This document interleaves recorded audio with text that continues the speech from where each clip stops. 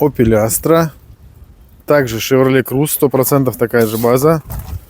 Замена подшипника. Да. Если у вас что-то в машине начало гудеть, а вы не уверены, что у вас там гудит и с какой стороны, не спешите.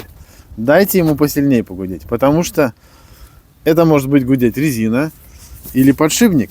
Вот как должен гудеть подшипник.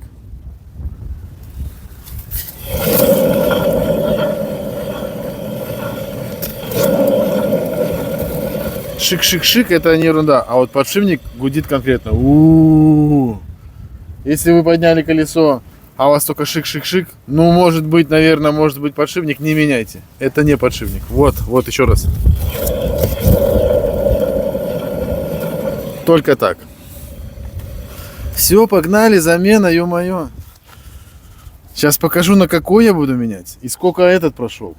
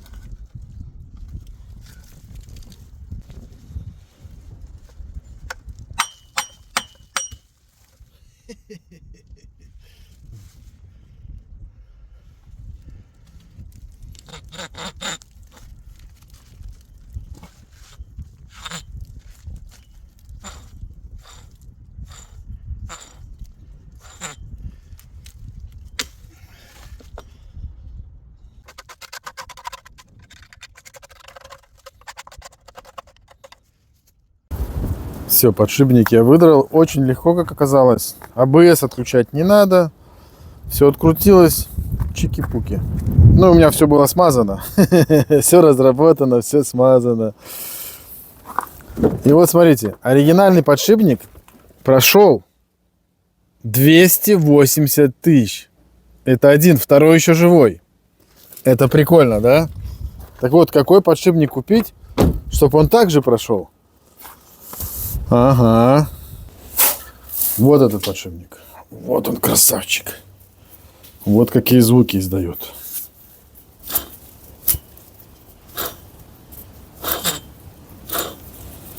Ну, уже и люфт имеется. Можно купить всякие разные подшипники. Но какой хороший? Я вам так скажу. Смотри, оригинал прошел 280 тысяч. Это очень круто. Я напишу подшипники, которые я знаю. Которые могут сделать такой же километраж. Это, конечно, первое место. Да не важно какое место. Все хорошие, вот эти. СКФ. СНР. НСК. Кою. Начи. Этот подшипник другой фирмы. Я сейчас напишу какой. Вот это вот все, что я знаю. Что там? Тимкин есть еще. Может еще какой-то. Не, все, вот я больше не знаю. Ну, может, подзабыл. Вот эти подшипники отъездят столько же. Все остальное шлак. 100%. Сейчас, так вот, но я не покупал новый. Такой подшипник стоит где-то баксов 120. Я купил по бэухе, но оригинал. Я купил с тачки, которая прошла где-то 100 миль. Это 160 тысяч километров. То есть, грубо говоря, на сотку его еще хватит. Ну, там было несколько образцов, я не знал, какая у меня ступица. Я купил два. То есть я купил два вида по $5. Подшипник в идеале вообще. Просто в идеале.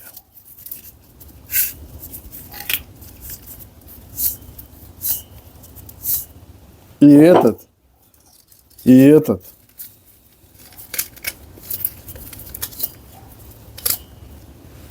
Но этот мне не подходит. Обидно, блин.